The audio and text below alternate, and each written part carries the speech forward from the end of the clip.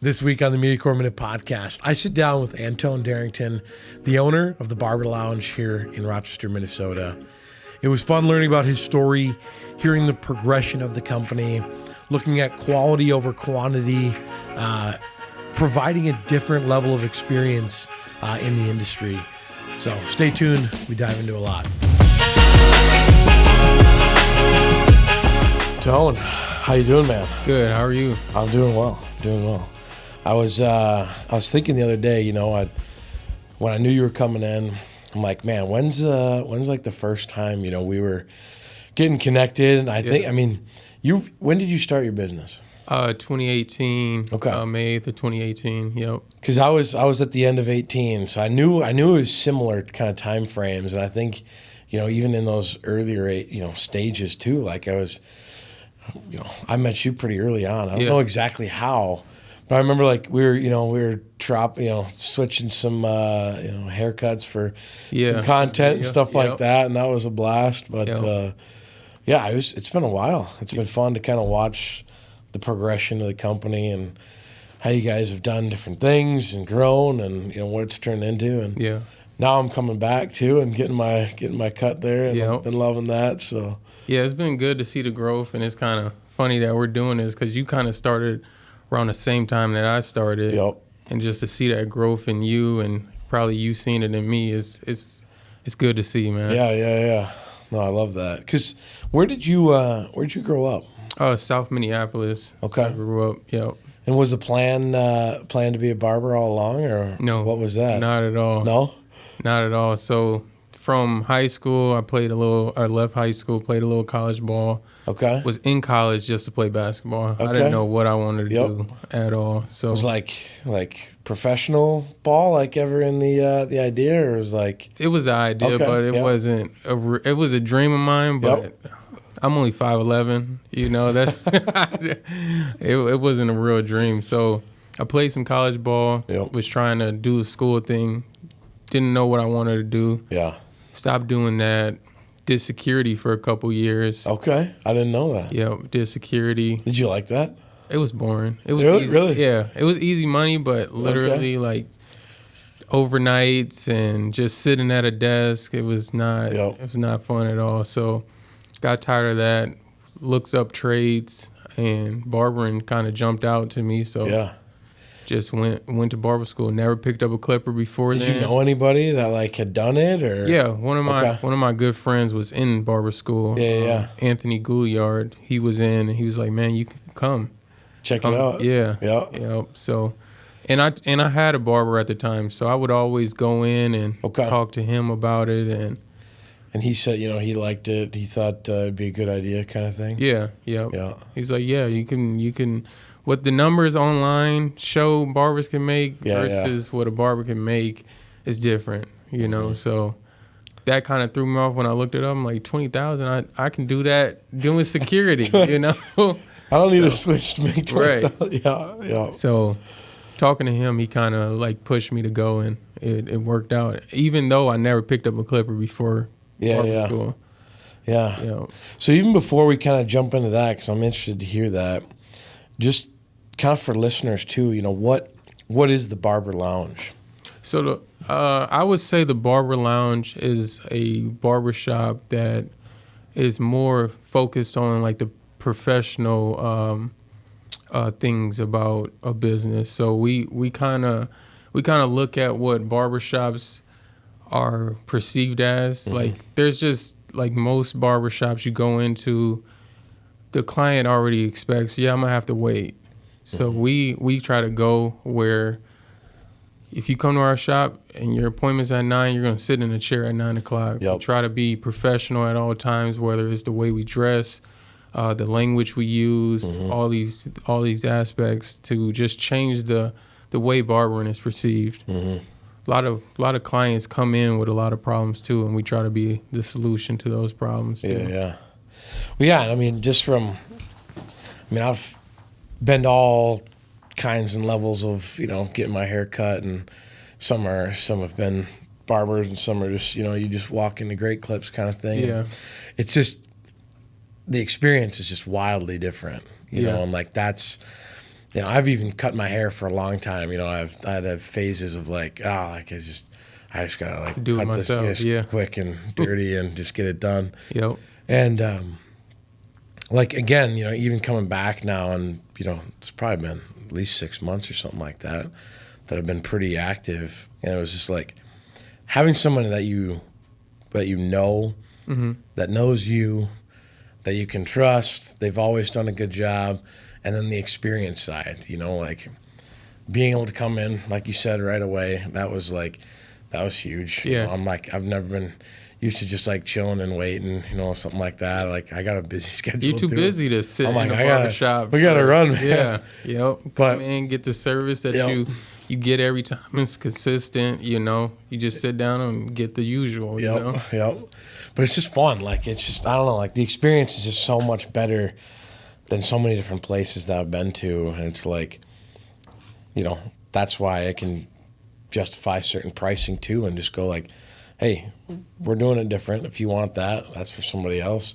If you want this is what we provide here. Yeah. You know, like that's been fun, you know. So like, Yeah. I get a lot of pushback on pricing too. Yeah. You know? Yeah. And I think it's just a misunderstanding with a lot of things. And the pushback, you know what's crazy is the pushback is not from clients most of the time. It's Okay. mostly from other people in the same industry that I'm in. So Yep. it's from other barbers and other barbershops that look down on, you know, the price. Yeah. But it's like, Well, I guess with pricing for you, like, how do you think you stack in like locally?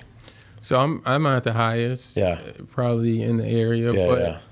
it's due to doing more, you Yeah, know. which like, it is doing more. Yeah. So it would be foolish of me to charge the same prices as everybody in the area if I'm doing more. You Yep. know, if I'm investing a whole lot more, I'm going and taking classes and I'm actually solving problems that clients are dealing with. I'm studying products and selling products. Like I'm actually really trying to help the client. So everything we invest in the shop Yeah. is top tier. Just even from the shampoo bowl, you know, Yeah. it's a Yeah. massage chair and all these things. It costs money to have it. Absolutely.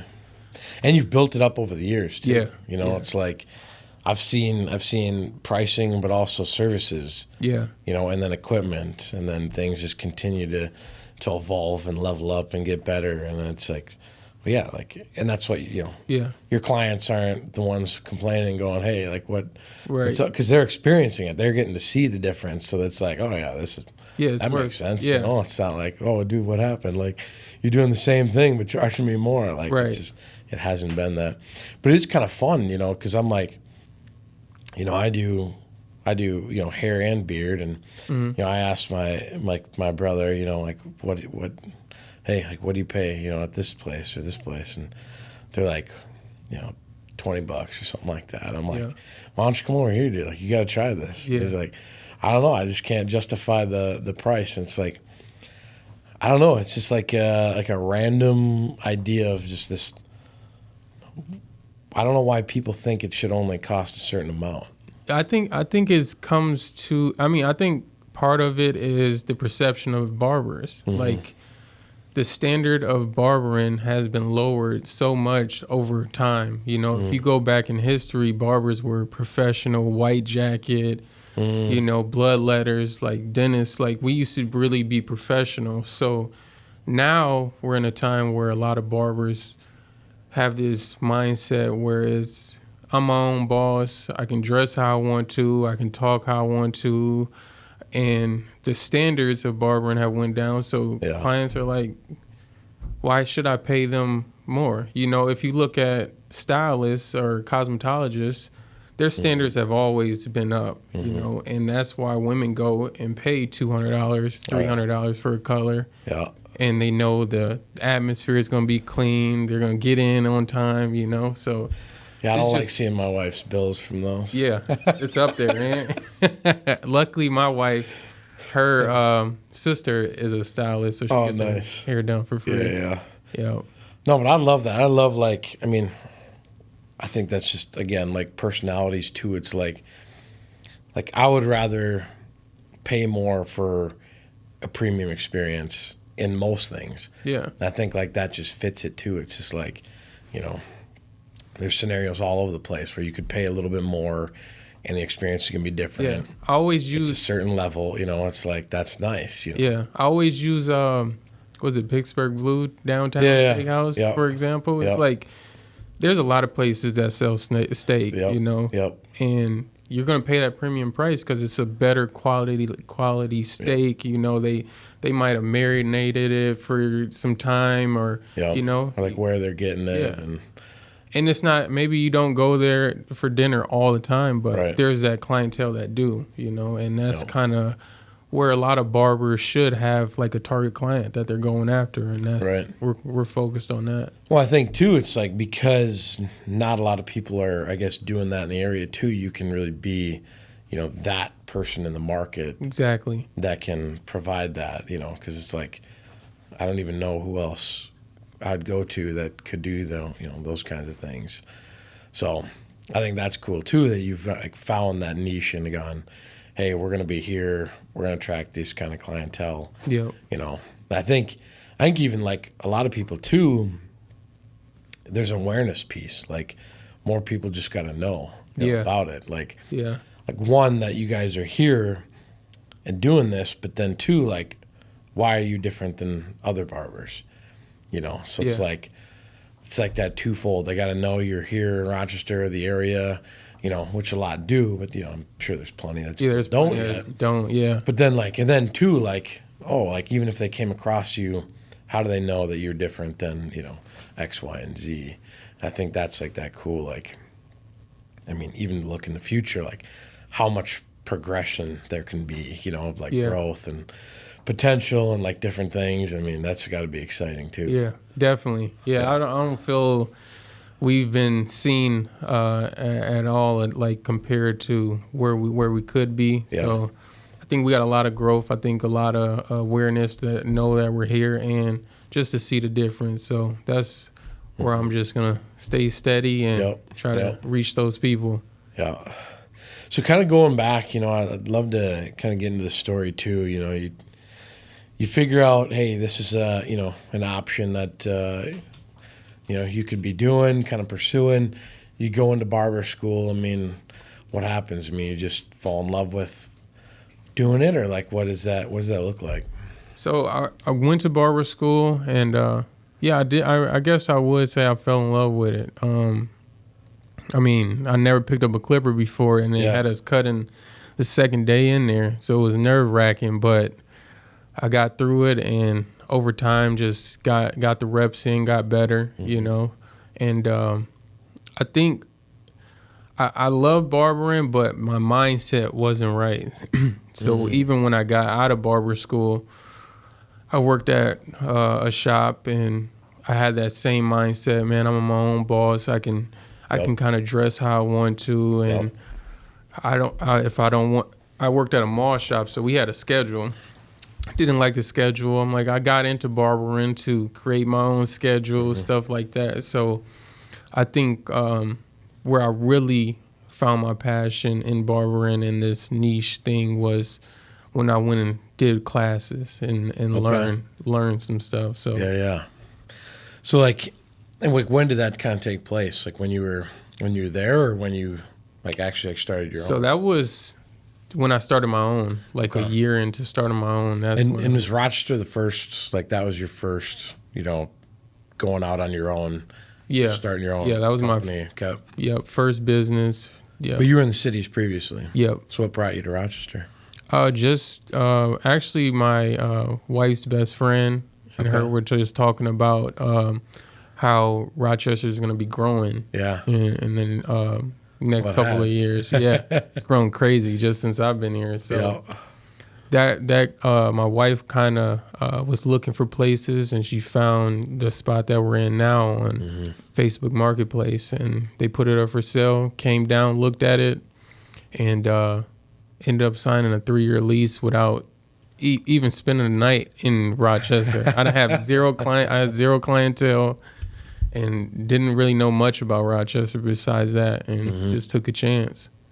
Did you have like much of like a nest egg of like savings? Yeah, I had some savings. So you're but, kind of like ready to like jump in, just feet first, and yeah, I mean, I was at the time when we got the place, I was still working in the city, so Okay. we would come down every Tuesday. Me and my wife and some friends and stuff would help here and there, but for the most part, it was me and my wife came down every Tuesday and would do what we could, paint, put flooring down, and then I would go back, work the rest of the week, and then come back, and that was like for a couple months until we got it ready to go. dang. So what was the reasoning, I guess, behind like, you know, like going from just being a part of, a different shop or something like that and going, I really want to have my own, when did that kind of mindset shift, and what were the things that really gone like, I'm going to take this risk, I'm going to invest into this, and I'm going to start my own? I think going through, like within a year, I worked at 3 different shops. So through that process, the best thing that happened to me is the first shop that I worked at, I got fired. Okay. A lot of people don't know that, but I did. I got fired just from not doing the things that I was supposed to, just being a professional. This is professional. I came out of barber school, and now I'm a professional barber, and I wasn't being professional.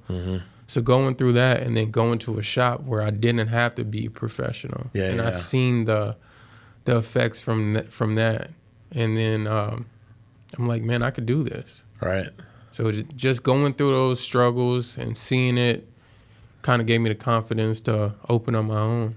And you probably got to see like what you liked and didn't like. Yeah. Yeah, exactly. I mean, even being a part of 3 in a short time is still like, that gives you a lot of different perspective of like, hey, this works. Didn't love that. We could change that. I could make that better. Yep. I'm sure there was some of that too. That was like, you can really tailor it to like what you want and what you think would be that best, like, success and level of experience that you're trying to provide. Exactly. Yeah.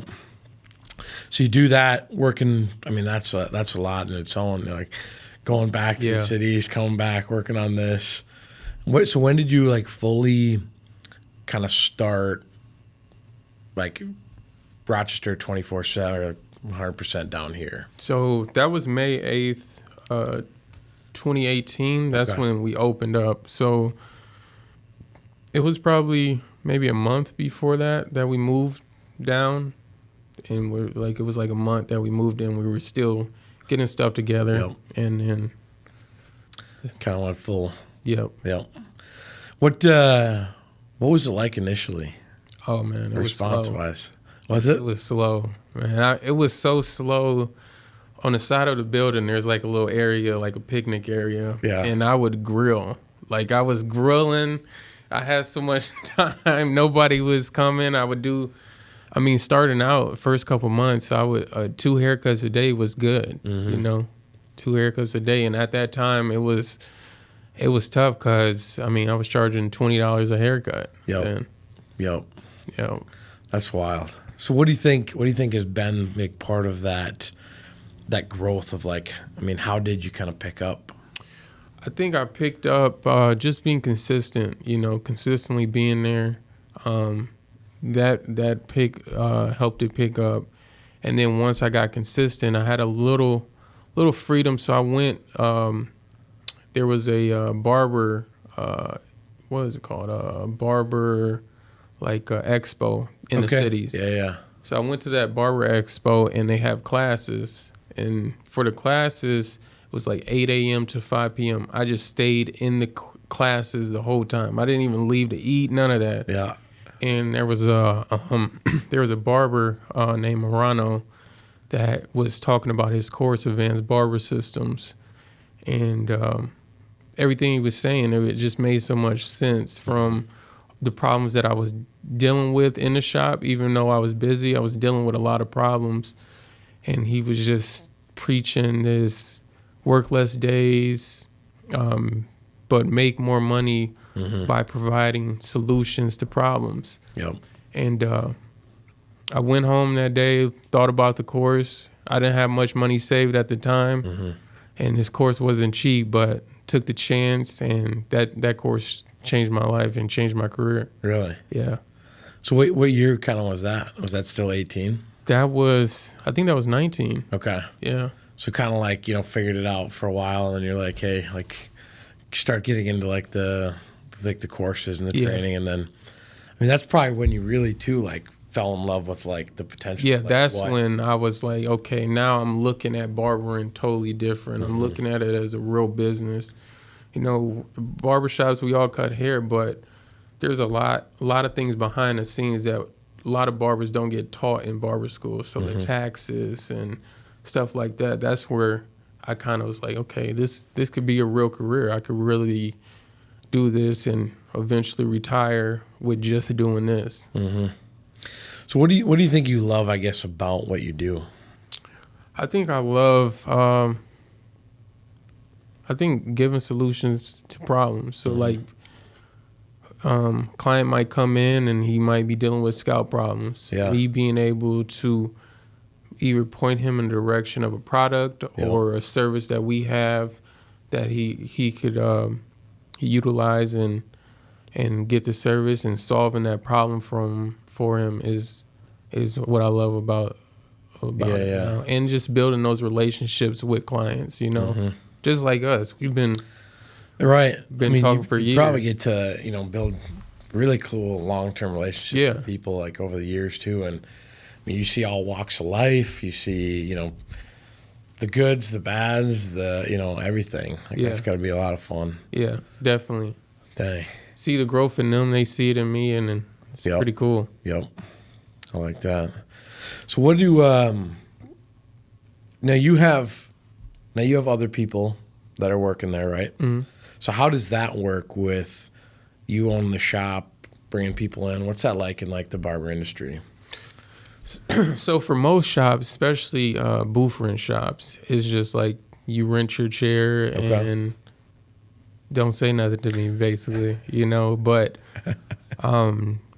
my shop is too little, and we are trying to be different than a lot of shops. So my shop, yes, they pay booth rent, but we're actually a team. So I got AJ in there working with me, which is a great barber. He's new to the industry, but he's really good at what he does, and he's eager to learn, just like I was when I came in. So we're more like a team, like we got our own app and everything. It's no jealousy, it's no egos, it's no people out for self. It's not a divided shop. So now most booth rent shops are like that, but not our shop.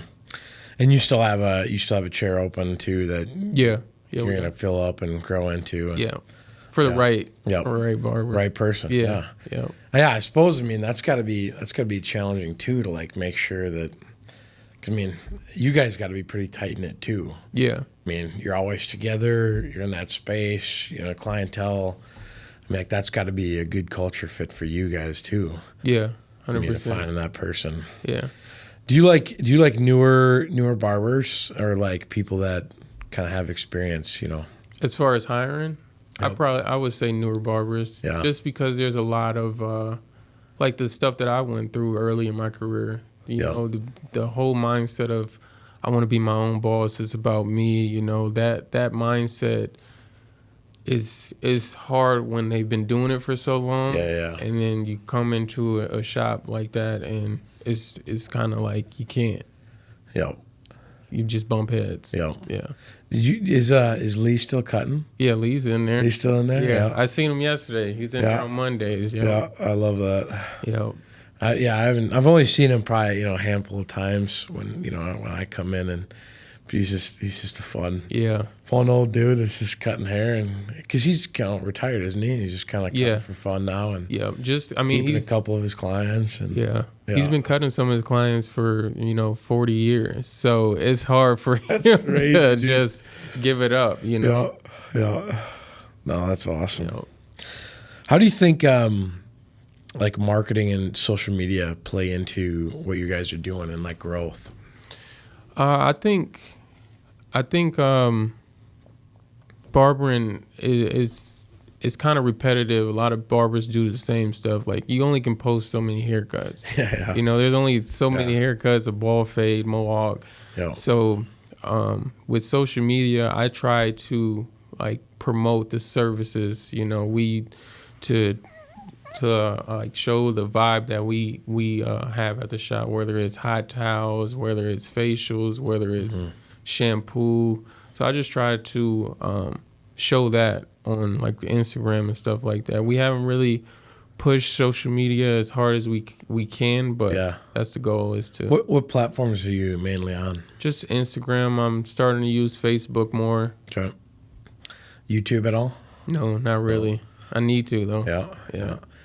Yeah, I was like, I mean, I think Instagram is great, I guess, for what you do, especially like the reels. I mean, that's got to be a big part too, because like I'll be scrolling through reels and I'll just see like viral barber videos. Yeah. Just like a lot of them are comedic, you know, and they're doing whatever, and you know, either like pranking somebody or like, you know, there's tons of different funny stuff like that. Yeah, it's funny and it's cool to watch, but I try to stay away from that just because I feel like that kind of lowers the standard. You know, you don't. I mean, you kind of do see doctors dancing and stuff in the clinic now, but they still have that perception that they're professionals, and you gotta pull off humor right. Yeah, that's a hard thing to do. Yeah. I think you did a good job with that last video you dropped. That was good. Yeah. I don't know. We've always enjoyed like the skit side of things, and just I think and we've had the same, you know, mindset too. Is like, does this hurt us, you know, in any way? Yeah. Because we provide, you know, video solutions at probably the highest level around here. Yeah. And it's like, does this take away from that?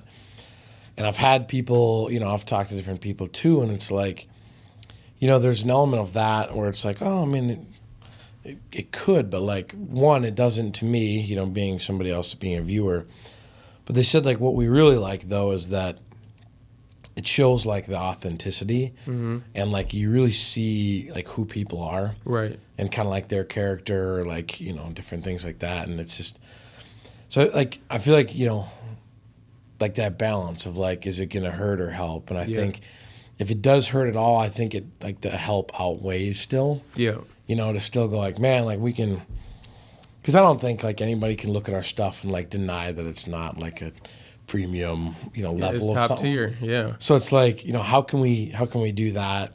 Still, hey, we're the experts at this, but still have fun, you know, while we're doing it, kind of thing. Yeah. And it's just, it's that weird balance, because it's that fine line. You don't want to. Yeah, because you don't want to be like corny. You don't want to be, you know, weird. But it's like, how can I have fun doing this? You know, showing off, so it's not all serious or all business, or, you know, like, because I guess like when I see like certain things too, I'm like, man, like it looks good.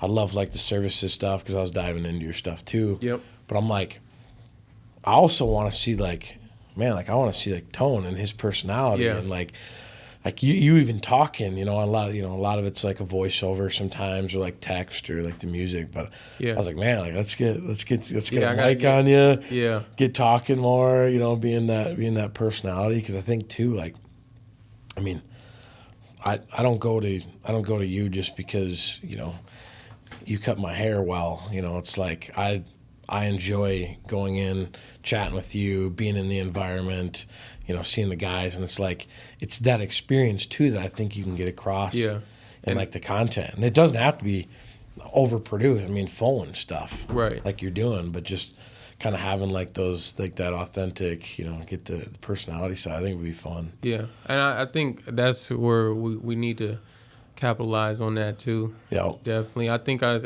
you can kind of see that on Instagram. That's what's a lot of clients want to see, the consultation or what consultation. Consultation with the client. You know, and just the barber talking. You know, you start to get to know. Yeah. Because I think, you know, I told Jimmy to come check you out, and he did, and he loved it. But even like up until he actually, you know, came in person, like, he had no idea. Yeah, there's no idea. But I think there's even like, you know, this like what to expect anxiety I think people have. Yeah. I was just talking to somebody about it. I forget what industry they were in. I know it's like there's in like medical and med spas and different things, but it's like people like want to know what to expect. They want to know what it's look like, what the process is going to be like, because at any level, people have like anxiety of doing something new, going somewhere they've never been, or trying something different. So it's like, for you even saying, hey, we're doing something different here. And everyone's, most of the time has something that they're doing for their hair, if it's a person or themselves. But it's like, hey, try us out. How could you almost like provide something that goes, hey, this is what you expect. This is what it's like. Don't worry about it. To where they're just walking in, they already know what it's going to be like. Right. I feel like that stuff is cool too, because it's a real thing. Yeah. Like, and like, you don't want that to ever be like a crutch that someone has to like, I don't want to check them out just because like, I don't know. This is easy. Like. And like, I do my thing and I'm comfortable here. Even though like something else could be better, I'd rather just not risk it out of fear, of like, Right. Yeah, no one wants to say like, I'm scared to do this or that. But like, there is a anxious part that like people have that's like, no, I'll just keep doing what I'm doing. Yeah. Just because it works, Yeah. I got to work on that. Yeah. Yeah. I think that'd be cool. Yeah. Because like, especially for barbers too. I mean, if you're expecting to go in, to sit down, to be waiting, to, who's going to be in there? What's everyone talking about? Different things like that. Like, I don't know. Yeah. You want But to check it's the just like, vibe out. We yeah, work on right. it. Yeah. Like, how can you get that stuff across even like before, someone comes in? That's why I love like social. Obviously, that's why I love videos, is because like we can try to have like that kind of that window in to be what it's like. Yeah. Ahead of time. Yeah. Yeah. What I know you mentioned too, like quality over quantity. Yeah. Where does that kind of mindset, really come into place with like what you're doing? I mean, I looked at a lot of the businesses, like a Great Clips. Yeah. A Sports Clips. Their motto is to volume. Yeah. Yep. So, I mean, that kind of plays into our price point too. It's like we're not trying to get as many haircuts in as we possibly can in a day. We're trying to get clients that value the service that we provide, and we want to produce the highest quality service that we can provide. And we can't do that if we only got 30 minutes and we're trying to do a detail fade, and we're trying to, this client might have an ingrown hair. We need to consultate them. So we need that time to be able to do that. Yep. So Yep. that's kind of where that idea came from. Like, we do an hour appointment, instead of 30 minutes. That's what the norm is in barbering. Do you ever have people that come in like even before like they would get a cut or something like that, to just almost have like a consultation of like? Yeah, I've definitely had that. Certain things like that? And I've had people call and just want to know. But like, to your point, I need to do that, get video of that too. So clients are like, okay, they do help with like different I can things. book, and they'll be able to communicate with me about how I want my hair or whatever. Because I even think like, I guess even hearing you talk about the solutions, like I've always gone for like, a certain level of like experience, professionalism, and then just, doing something that I like, and, doing it with people that I like. But like the solutions things for me, like, I guess I haven't gone like, like there was a specific problem or something like that. But even if I knew that, hey, like these are different issues that we can help with, like that would be cool too, because then you'd know like, like I didn't think my barber could help with something like that, or like I didn't know that they do things like that. Like I just thought they, give me a cut hair and go. And off of my day. But it's like, so I like that, because I know you mentioned it a couple times, and I'm like, that's interesting, because I haven't gone for those reasons. I've gone for other reasons, but I'm sure like that's got to be a big thing for different people. Yeah. Like the solution side.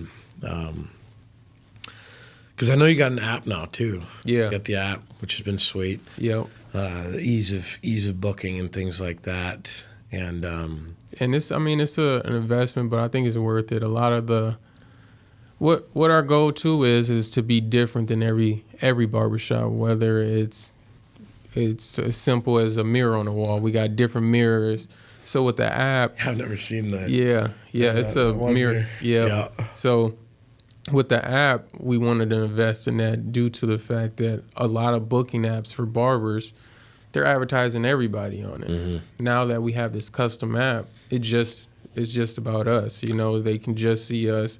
They're not on the app and say, okay, they're booked today. We're going to go to this shop. Yep. So it's kind of tailored to us. Right. Our brand. So did you have somebody like make that app for you specifically? Yeah. So it's a company called Squire, and Okay. they're a barber app, which they have a format where it's just like Booksy and all that. Yeah, but yeah. Squire, if you want to invest in it, Yep. they'll make you your own app, your own custom app. That's pretty wild. Yeah. Yeah, that's cool having like your own app. I mean, is it pretty like customizable? Like you can add different things to it and Not really. It's kind of like the same like they have like base. Yep. But you can customize Kind of like a as far as foundation you can like build off of and things like that. Yep. Oh. How have things like, you know, obviously you've been doing this for, I mean, almost 6 years. Yeah, May 8th will be 6 years. Yep. What have been like things that you've like overcome, challenges that you've faced that you like, because I know like that drives you too, is like the like pushing forward, trying to get uncomfortable, you know, and moving and progressing. Like, what have been some of those things that have been like key for you, key for the shop, kind of in that 6 years? I would say price point was something to overcome, but I realized that the more value you bring, it's like a scale, you know. The more value you bring, the more income is going to come. Mm-hmm. And it's not just about the income, but it's about I want to give as much value to my customers as I possibly can. So that's really what I'm focused on. I think another thing we overcame was COVID. COVID was, I mean, we had to be shut down for 3 months. And the way we run the shop, it was even tougher because I couldn't understand why we had to be shut down when it's always one-on-one anyway, you know? So that was something we definitely overcame. And I think COVID made you realize that you need to get the business side in order too. You know, a lot of make sure you have money put up for those rainy days, you know, and made me realize as a barber, we don't have the things set in place where people do for like a regular job, like pay time off or vacation time and stuff like that. So I kind of learned a lot from that. So have you started to like implement different things like that, or is it kind of like work in progress still? Yeah, I've implemented like the tax stuff and and like the, you know, just like, I mean, I love the idea too of like wanting to be legit out of the gate. Like having everything like foundation, because there's plenty of things with any company just starting out. I mean, again, to certain size and levels, but like there's things that you can get away with at the beginning. You know, that people do, you know, could bite you in the ass down the road. Right. But like there's a lot of that, you know, so I like that I mean, even me and Jake, we decided like out of the gate, like we're gonna, it's never fun spending the money and, you know, paying the extra amounts or doing the things like that. But we always wanted to be legit. We always wanted to have like that firm foundation that we could slowly build off to where, hey, if something does come, you know, great, open books, like it's legit. We don't have to worry about anything. Right. Yeah, and that's kind of my view on it. And it was a process of learning. I had to educate myself about it because you can go to an accountant and try to sit down, and some of the stuff is just basic. Like you got to get it, like learn it on your own so you can have that conversation and get it set up right, you know? So that was a whole process of learning that and getting that square, because I don't want to not have it in place, and I'm trying to make another move, and Yep. it slows me down because I didn't get that in order, the foundation in order. Yep. Well, and two, like, yeah, it's like, I mean, you're trying to do this for the long run. Yeah. It's not like here's some quick money and I get to do whatever I want. It's like I'm building something like that I can see myself doing for a long, long time, and I see that progressing along the way. Obviously, growth being attached to that. So it's like sacrificing certain things, even financially. Just go, we're going to do this legit from the beginning. Yeah. You know, Like I said earlier in the interview, a lot of barber, like when you look up how much a barber makes, it's like 20,000. Yeah. And that's because barbers aren't claiming what they get, you know. And I'm not snitching, but I'm just saying a lot of those numbers aren't right, you know. So I want to do it legit because I want to be able to purchase a home. You know, a lot of barbers can't purchase a home or a car or anything in their name simply because they didn't do it right from the get-go. Because you don't see all that on there. Yep. Yeah. Which makes a lot of sense. Yeah, I mean, even for the business too, I mean, I'm assuming too, like there'll be different spaces down the road too. Like what does the future, I guess, look like for you, for the Barber Lounge? Like what do you imagine? I would say try to create some type of income where I don't have to always be behind a chair just to make money, you know, whether it's creating a product,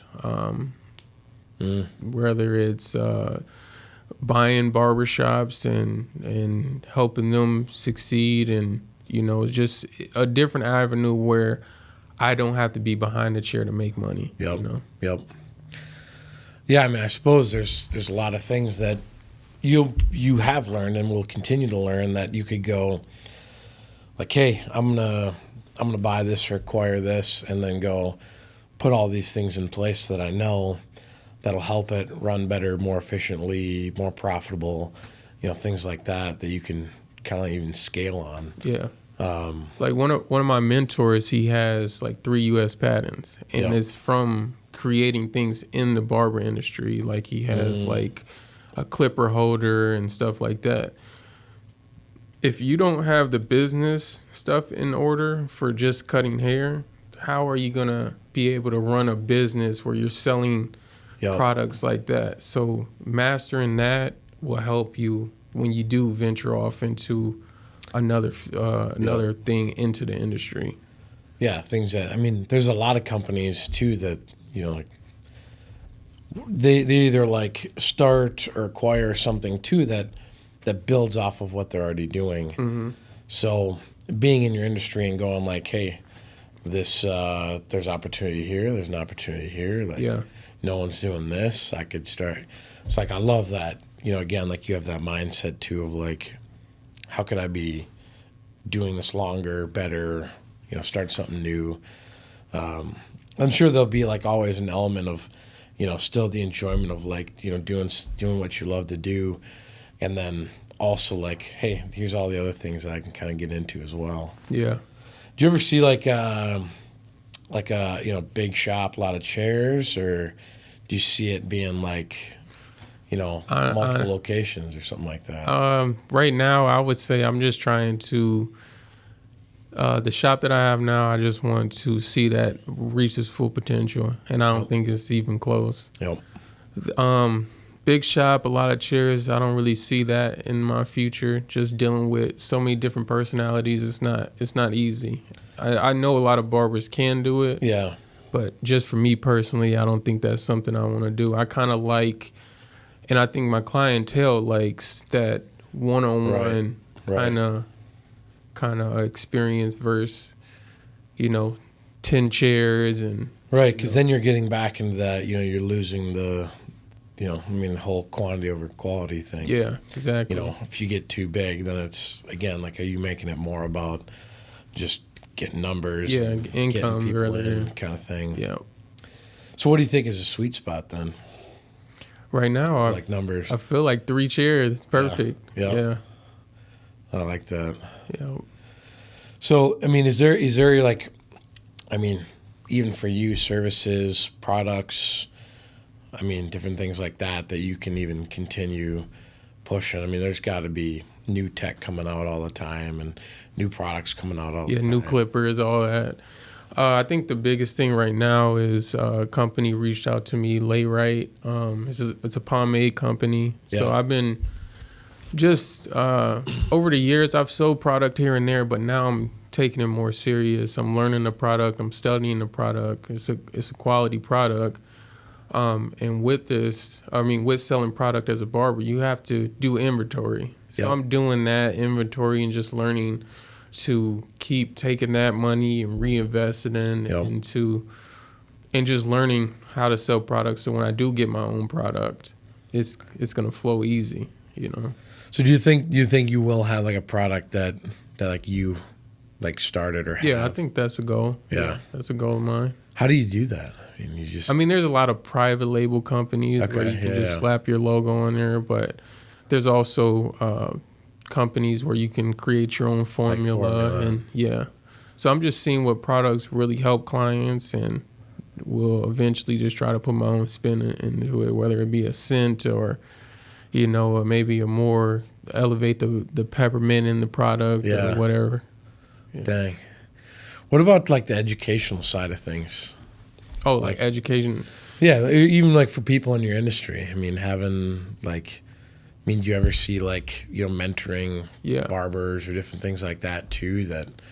Could that be part of it? Yeah, that's definitely part of it. And you see a lot of barbers coming out with ebooks or classes. Yeah. And I've got a couple mentors that have helped me grow. So that's definitely something that I want to do too. Is take all the information that I've learned and save younger barbers time. Like one thing I preach, like even AJ when he's newer in here and into barbering, one thing I made sure from the gate is like, bro, let's get these taxes in order. Mm-hmm. And he was humble enough to let me guide him in that, and he's got it locked in. And it's not gonna slow him down once even if he goes out and do his own thing, he's gonna know exactly how to handle it. So, I know before, we get, close to wrapping up, what are, we have a big, obviously, listening base of people at all different levels, entrepreneurs, inspiring entrepreneurs, owners, things like that. What do you think have been just like key things that you've learned that you could even pass on to somebody else that's helped you kind of in your journey? I would say be open and keep learning. Always search out for education. Get mentors because they really help you save time. You don't got to waste time going through the mistakes that they already made. Mm-hmm. So they can guide you. Make sure you get a good mentor and make sure you get the books right. Get your taxes right. Yeah. Save, budget. I think that's huge in business. A lot of businesses don't survive just due to that. They're spending money and don't know where it's going. So really hone in on that budget and keep growing the business, keep investing. Yeah. Yeah, knowing your numbers is big. Yeah. I mean, that's something that I'm still learning, because it's like, I feel like some of our stuff is somewhat seasonal. So it's like, we're making money here, we're making a little bit less here. And it's like being able to have certain things in place to where you just like know you're covered. Yeah, I'm you in know the what you're same spending spot. on. Yeah. It's just like, knowing your numbers is big. Yeah. Yeah. Like this month is usually a slow month for barbers. It's after the holidays. Mm-hmm. It's cold. People are like, I'm just going to throw a hat on. But a lot of barbers can like kind of freak out because it's slow. But if you got that put to the side and you prepare, last February was slow. So prepare. Yep. It's not a surprise. Yeah. Yep. And still I don't though. So I still get here and I'm like, oh crap, there's less money than August had. So like, what's going on? But so when are we gonna be able to have like whiskey when I'm getting a haircut? Oh man, soon. I'm not drinking right now, but soon I got you. Yeah, I always thought that'd be, fun. It's just like that, that experience, Yeah. just like chilling. It's got to be after 5 o'clock though. Okay. Yeah. Yep. After Yep. 5, you got booked. By after 5, and I got you. After hours cuts. Yep. Yep. I like that. Yep. Yeah. I mean, back in the day, they're smoking cigars and drinking and just chilling and Yeah. yeah. I think they still. I mean, some shops still do it. Yeah. Yeah. I don't know. I think they got grandfathered in or something. But yeah. I'm sure you can't smoke. Yeah. No. Can't be doing that now. Nope. No. That's sick. Well, man, again, I just appreciate you coming in, and it's been fun chatting and learning more, and I appreciate you having me, man. Absolutely. I'm just gonna keep sending people your way too, and I got to get I still want to figure out a way we can get you over here and doing some like corporate stuff. Yeah. Getting the team involved. I feel like you could do that like with a lot of people. Like the whole corporate. I don't know, like corporate accounts and being able to like go into places too and go, hey, there's a ton of people that I don't know. There's got to be different options like that too. Yeah. Yeah, I'm looking into it. I know there's some barbers that do it. They have like contracts with companies where they go in. A lot of barbers do it with like sports teams and stuff like that too. So yeah, you'd probably be first on the list. Yeah. We'll be the pilot. We'll test it out. Yep. Work the kinks out, figure it out. Yep.